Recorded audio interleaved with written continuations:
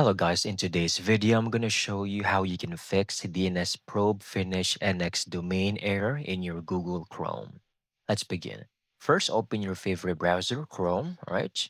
Open up, and then over here, click on the three dots on the top right. Go to Settings, left click. At the left, choose Privacy and Security. Then over here, just go to Security, scroll down until you see this section. Select DNS provider.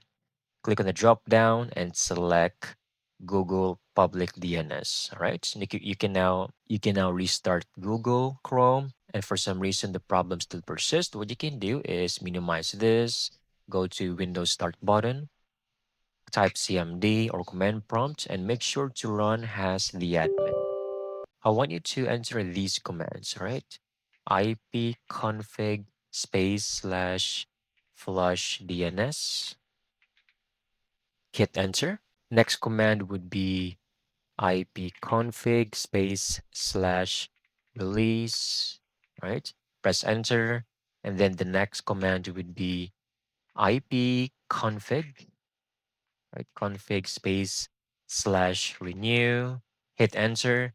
And then lastly would be net sh space winsock space reset, hit enter, and everything should now be good to go. This will just take less than a minute.